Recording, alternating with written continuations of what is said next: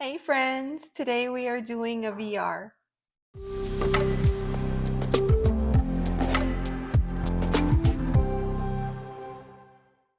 Today I wanted to do a VR to Chanel from Chanel Days, and she put out a hashtag end of year tarot tag.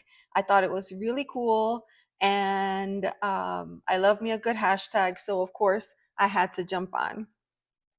So I have the list of questions. There are 13 of them, and I'm going to work through them, and I'll also leave them in the description should you decide that you want to respond to it as well. So the first one, deck you used the most this year. So for me, that is going to be my Sasarai Beetle. This is the deck that I have used the most. This deck doesn't leave my desk. It sits here always. I love this deck, and I use this every single week. It's been so amazing to work with and get to know it in this very special way. I use it a lot for career and work questions. And I mean, of course, it's that type of deck that can be used for anything. I'm just sharing like what I enjoy using it for, and why it lives on my desk all the time. So that would be the Sasarai Bito. Prompt two is the deck that you didn't use at all or barely used. So for this prompt, I actually pulled out two decks. And if you know me, this is not a surprise. I picked this Spirit Animal Wisdom and Soul Flower. Both of these are oracles, and I don't pull these as often because I have some work to do, right? When it comes to animal energy, it's something that I definitely have to just learn a little bit more about. But this here, I would say, is my one of my only animal decks. I really love this one. I love the art. I like the animals that they chose for this deck.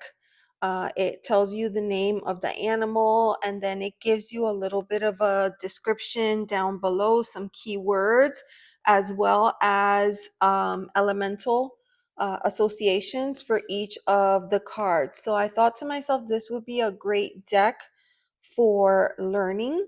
It has a decent guidebook, and hopefully in 2025, I can pair this deck and use it just a little bit more. So that's my Spirit Animal Wisdom. The other deck is my Soulflower deck. I love this deck. I've had this one for a very long time.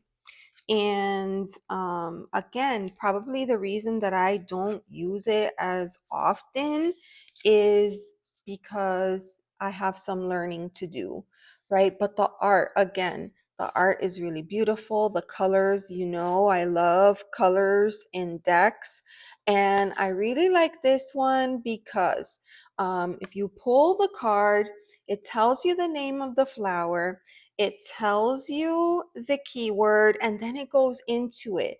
So if you're feeling like I don't want to pull out the guidebook, you can do just fine with the deck. But I do have the guidebook that I can use as well.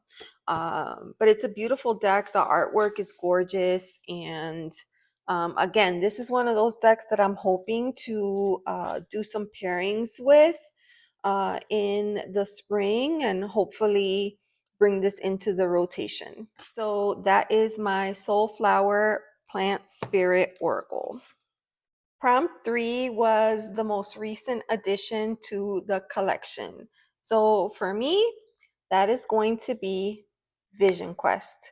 I'm actually very excited about this. I had this on my wish list, and my dear sweet friend had it, She did not resonate with it, and so she sent it my way.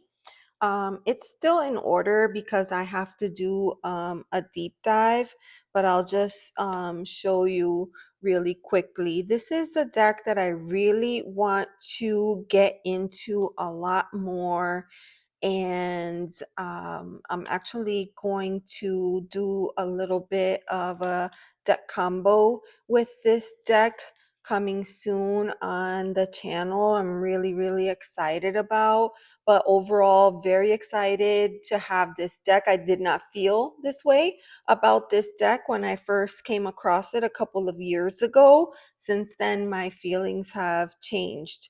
And so now I'm so excited to have this. Um, Thank you so much for sending this to me. I'm going to cherish this always. You know who you are. So that is my Vision Quest Tarot. Prop number 4, a deck that isn't your usual style. So for me, that's going to be this one. I am the artist. I've showcased, as much as I've shown this deck on the channel, you would think that I'm an expert at it, and I'm not. I haven't even used it yet. But I just love this deck. And it is totally unlike anything that I have in my collection. It's zany, it's wild, it's interesting, it's different. The use of color in this deck is incredible, and it's just so random. In fact, I remember my first impression when I saw this deck, and it was a no thank you. Again, having this in my hands and going through it, I often just, for right now, because I haven't actually worked with it, I go through the cards and I just giggle because it's so funny. It's so funny the way that everything has been represented, and just everything about it. I'm super excited. This one has a couple of extra cards to it, but I'm very excited to use this in 2025. But if I had to say a deck that just even surprises me to this day that I even own, it would be this one. I am the artist. Number 5 is favorite deck pairing. And for me, I think the biggest surprise has been pairing the Pastel Kitty Tarot with I'm Here. These two decks together have been magical for me. I really enjoyed them. I found them to be a lot of fun. And I'll show you just a couple of cards so you can see what I mean. They work really well together, and it's playful, it's fun, but also nurturing. The colors are soothing, and it's very easy to read these decks. I have been using this pastel kitty for my December challenge, and I'm getting to know it in a very special way. And so to have a deck that I can kind of pair it up with has been super, super cool. And these energies, they just, I don't know, made for each other. They're really, really good. So I've been enjoying both of these together. Prompt number 6 was either a deck mod, a bag, or any accessory, whether it was bought or made. And I wanted to show this bag. This bag is so awesome. It is brand new to me. I haven't even used it.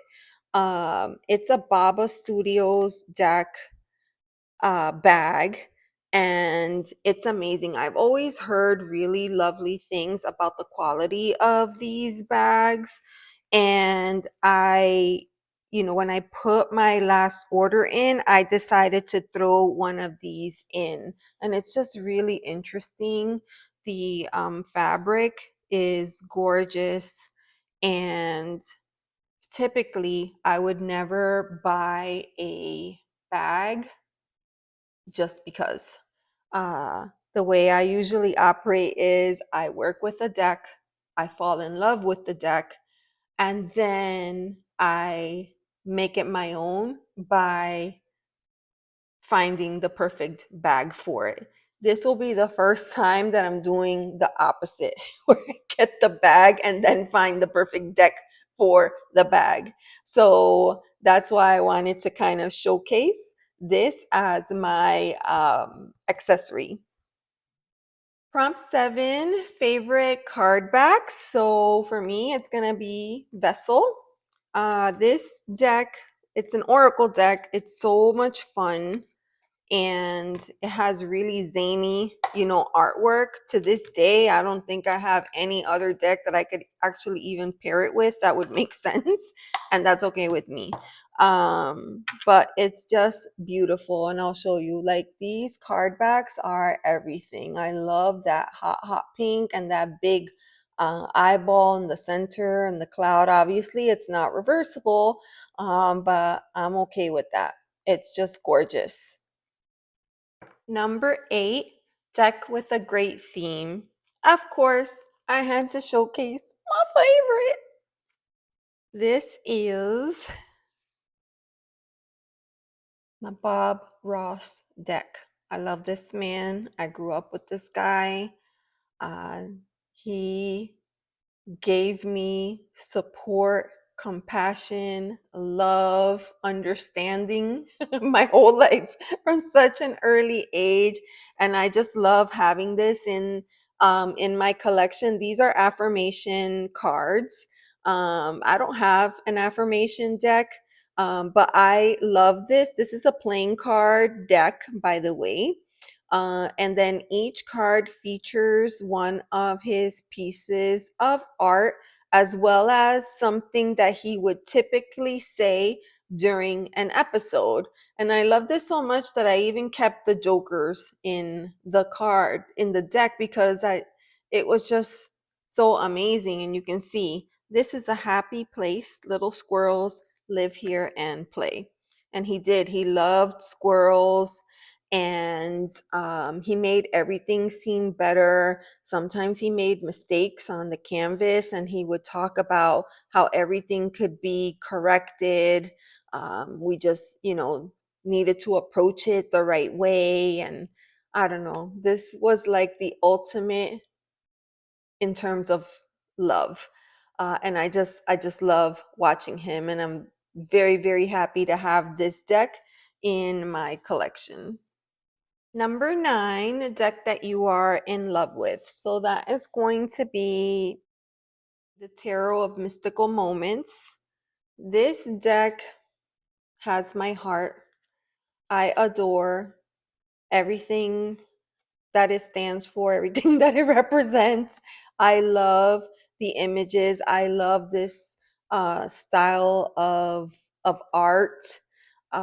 This deck speaks to me in a way that is very unique from a lot of my other decks. I appreciate it so much. This was one of those decks that as soon as I caught eye of it, I knew that I had to add this one right away. And as soon as I got it, there was no mistake. Like, it was just made, made for me. It was meant to be. It's a beautiful, beautiful deck.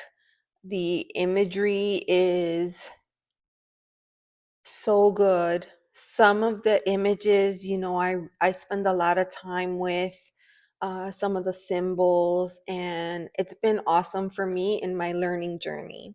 So this for me is one of my favorite decks. I call this a soul deck, and that will be the Tarot of Mystical Moments. Number 10 was a deck that you wished existed, or an out of print deck that you want. For me, I feel really good about my collection the way that it is, and I slowly bring in decks and slowly release decks. But there is one deck that I wish that I had in my hands, and that would be a large version of the Shadowscapes in English with the book. I feel like that would be so amazing. That I've heard this feedback so many times, how amazing it would be if they put out an anniversary edition that was much larger, where you could see the art. I know that there's the version, the Czech version, right? Where you can see the art. I'd love to have that, but I'd love it to be in English with the book. I'd love to have the book. I have the Shadowscapes. I'm very, very bonded to it. And it would be difficult for me to um, go about bringing another version of it into my home. So the way that I would do it is if I had the book, because currently I don't have the book. I would love to have the book. I would love for it to be in English. I would love for it to be nice big cards where you could get into the detail of the art. Would love that. Love, love. Prompt 11 was, which card sums up this year as a whole? I would have to say that for me, this year started out very much like the hangman. I found myself in the middle of a pause. I just, I let everything go. Everything that I thought made me me, I let go, I put aside, and I just sat with it. I sat with it. I did this for a full year. This year, I would say I did this 6 months out of this year. I sat in this energy. And it was really something that I needed to do, because after coming out of this, I would say that it was a combination of the Fool energy, being excited about doing something new, adventurous, different, taking a chance, taking a risk with the channel. And, me being a person that is, um, entering those crone years, I really love this image here because it's never too late, right? It's never too late to jump into something with your whole heart and go for it. So I would say that it was a combination of this card, also a combination of the wheel, right? Because things were shifting, things were changing for me in a lot of different ways. And after being in that space, that pause for so long, you learn to allow change to happen as it needs to without trying to control the outcome. So this was very critical for me this year in my journey. And the other card that I would say, the Chariot, because once I came out of that, I was ready. I was ready to do things different. I was ready to fully say goodbye to certain things and ready to fully bring back and embrace some of the things that I had put on the side, off to the side. I felt a dedication, a newfound dedication, and I felt like I knew myself better. So, because I knew myself better, I was able to approach this change in direction with such a different um, outlook, such a different outlook. And I'm just so, so grateful. This year was um, a surprise in so many different ways. And I love to look back and see how everything has turned out for me. Prompt number 12 was your tarot practice reflection. And I would say, just kind of like I just mentioned, right? I feel like my practice saw a complete 360 change. I was doing very structured journaling, creating spreads in journal, maintaining those spreads, and finding it difficult to continue motivating myself to do that. So I went from that to just completely loosening up and freeing up my style for a way that now makes the most sense for me. So I would say that that was one of the biggest changes was my journaling practice. The other thing was, I was doing very routine like daily pulls, weekly cards, monthly spreads, new and full moon readings. And I let all of that go. I let all of that go, and now I'm just pulling cards when I feel the need, when I feel the desire. And that has been night and day for me. And it's just such a pleasant change in my practice. It makes me feel excited. I feel less boxed in by a practice or a ritual, a lot more free flowing. So that has been super, super great for me. And then the other part of um, my practice that has really changed was the rate at which I was consuming decks, right? I really slowed down my deck consumption, but also I spent a lot of time this year looking at my existing collection, deciding what decks I felt I needed to continue to work with and which ones I was okay with just letting go. And there were some decks that I had literally lusted over. And after everything was said and done, I was able to let go of the decks without even opening them in a lot of cases.